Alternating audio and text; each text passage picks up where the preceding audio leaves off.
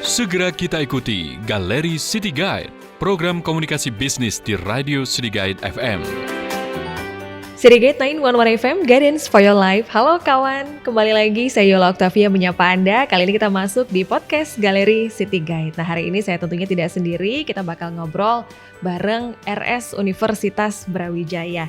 Dan kita bakal mengenal lebih dekat dengan Rumah Sakit Universitas Brawijaya, karena kita bakal ngobrolnya lebih santai. Karena kalau biasanya ngobrolin soal rumah sakit gitu ya, pasti bawaannya bakal tegang gitu. Nah, kali ini bakal lebih santai gitu ya, karena kita bakal bahas soal rumah sakit yang siap menghadapi tantangan kesehatan masa kini dan juga masa depan. Kali ini kawan saya bersama dengan Direktur Rumah Sakit Universitas Brawijaya, Ibu Dr. Viara Wardani, MKes. Halo Bu Viara. Halo sehat? Mbak Yola, Alhamdulillah sehat hari ini. Senang sekali nih kami RSUB bisa ngobrol bersama kawan City Guide hari ini.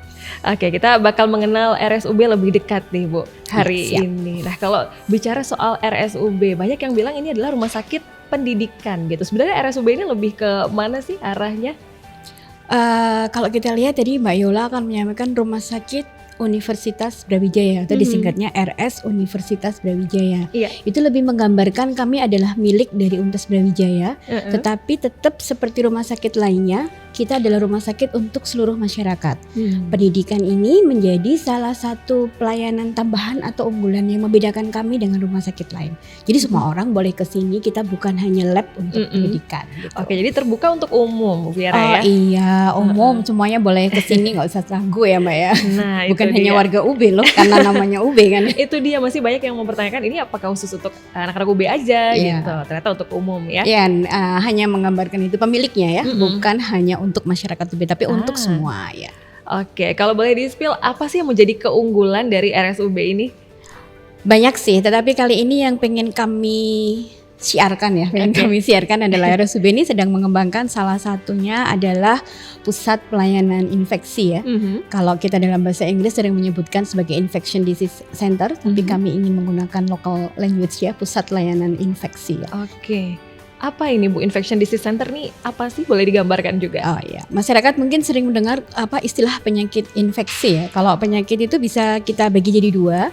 Kalau infeksi itu selalu unsur yang bisa ditularkan gitu Mbak ya. Tapi kalau penyakit yang tidak menular itu seperti diabetes mellitus itu kan tidak, kalau kita berdekatan atau karena media dia bisa ditularkan ke yang lain. Kita memang memberikan ini karena di Indonesia ini kasus infeksi ini masih sangat tinggi. Ingat ya, baru heboh sudah hampir 5 tahun tapi hebohnya masih kerasa ya, masih COVID kerasa ya. Penyakit COVID itu yang kemudian dari tahun ke tahun selalu muncul varian baru. Dan karena penanganan berbeda, kita penting memiliki sebuah pelayanan yang memang tidak hanya melayani pasien. Di sini kita lengkap, bukan hanya mulai dari pelayanan emergency, tapi kita juga ada laboratoriumnya. Yang tugasnya kita akan menganalisis sehingga kita lebih antisipatif nih untuk infeksi-infeksi yang akan datang. Wah, luar biasa. Apakah ini satu-satunya di Malang atau gimana? Saya boleh klaim begitu boleh nggak ya? Boleh sekali.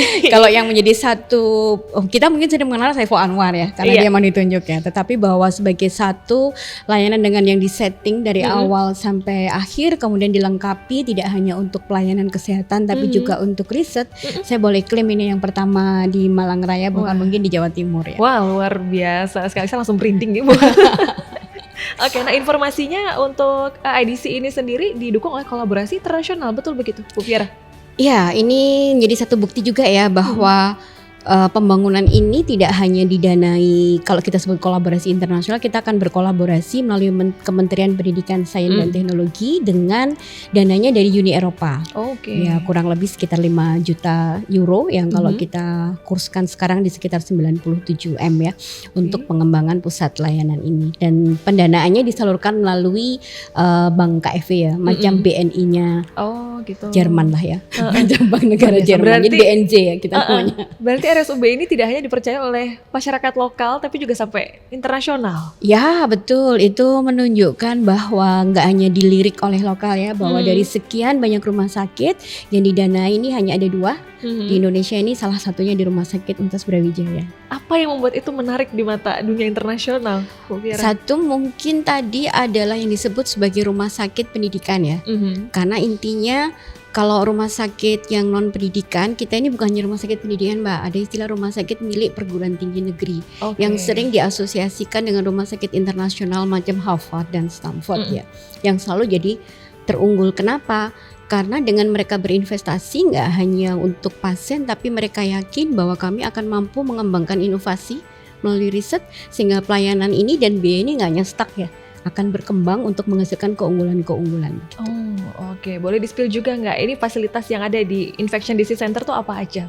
Kalau perawatan dari kepala sampai ujung kaki ya Mbak ya. Jadi dari pasien datang itu di layanan IGD kami khusus mampu menangani untuk infeksi ya. Kita akan mampu memilah sehingga mencegah kontaminasi atau penularan. Nah, dari sana kita juga akan punya untuk ruang isolasi. Nah, ruang isolasi ini yang mungkin agak langka adalah kita memang kayak single cubicle ya. Untuk satu pasien dilengkapi dengan CCTV dan diamati oleh satu perawat, karena memang sehingga kita akan siap untuk melakukan tindakan dilengkapi dengan standarnya ini setara dengan intensive care ya di ruang isolasi. Nah, di situ kita juga punya layanan untuk rawat jalannya. Nah, di layanan rawat jalan ini kita bagi menjadi penyakit infeksi, kemudian ada yang namanya penyakit emerging. Emerging itu yang baru akan muncul kayak COVID kemarin tuh emerging. Kalau nanti muncul lagi yang Delta tuh re-emerging. Udah hilang muncul kembali. Di samping itu kita juga untuk yang penyakit dengan imunocompromise. Imunocompromise ini mereka yang rentan seperti HIV. Nah, dan plus yang tadi saya bilang biosafety level 2 untuk pelayanan laboratoriumnya yang mampu menangani mikroba dan virus penyebab infeksi ini secara aman. Kapan kira-kira ini mau launching? Tanggal 10 Januari nanti ini ya, tanggal 10 Januari ini kita akan melakukan launching secara formal karena dari peralatan dan juga ruangnya sudah siap. Namun untuk pelayanan kita akan mulai dengan pelayanan rawat jalan terlebih dahulu. Setelah seluruh sistemnya akan siap dan kemudian insya Allah mungkin di Februari kita sudah akan bisa menerima seluruh pasien ya. Baik untuk emergency maupun untuk rawat jalan maupun untuk rujukan-rujukan pemeriksaan laboratorium dan tentu saja penelitian ya. Nah, jadi yang datang ke sini nggak hanya pasien nih ya, tapi kita juga bisa melayani untuk penelitian. Baik. Jadi sudah dipastikan kawan ini akan beroperasi di 10 Januari 2026, kemudian nanti untuk secara keseluruhannya di bulan Februari. Itu dipastikan semua sudah siap Bu ya, dari SDM, teknologi. Mbak Yola boleh kesini ya enggak? Tapi bukan sebagai pasien ya Mbak. Saya mau lihat-lihat gitu. Lihat aja. Ini fasilitas boleh canggih, tapi yang paling penting yang dirasakan oleh pasien adalah pelayanannya. Nah, boleh disampaikan juga pendekatan yang dilakukan oleh RSUB seperti apa?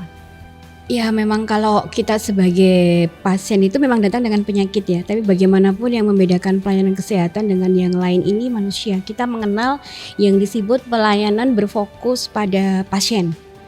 Nah, jadi pasien ini selain bukan sebagai objek maupun subjek, dia adalah pusatnya yang paham tentang dirinya sendiri. Satu orang sakit dengan sakit yang sama itu bisa berbeda-beda ya ekspektasinya. Oleh karena itu kita menekankan pendekatan dengan menjadikan pasien sebagai pusat pelayanan. Artinya perawat kami harus mampu memahami ya apa sih sebetulnya yang penting. Kita istilahnya bukan what's matter with you, tetapi what's matter for you. Ya.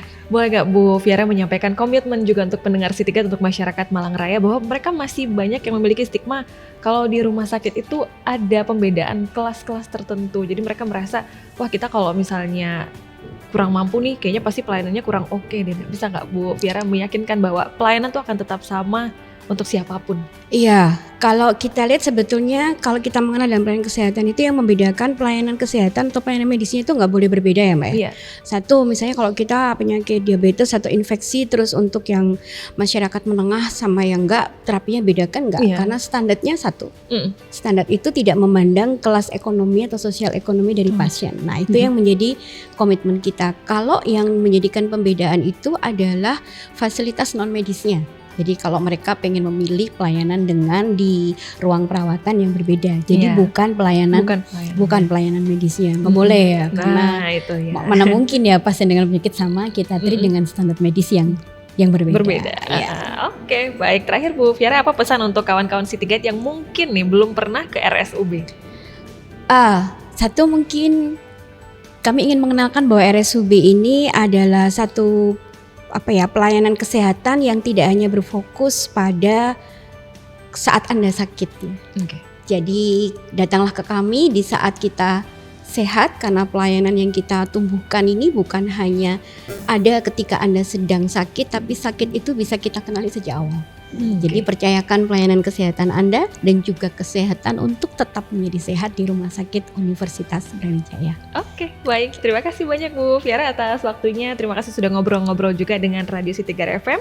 Dan untuk kawan-kawan City Guide sekarang sudah kebayang ya, kalau RSUB ini bukan cuma rumah sakit pendidikan, tapi juga rumah sakit yang siap, modern, dan juga peduli. Saya Yola Octavia, pamit undur diri. Sampai jumpa kembali di podcast Galeri City Guide FM. Sampai jumpa. Sampai jumpa semuanya. Terima kasih Mbak Yola. Terima kasih juga Bu Fiara.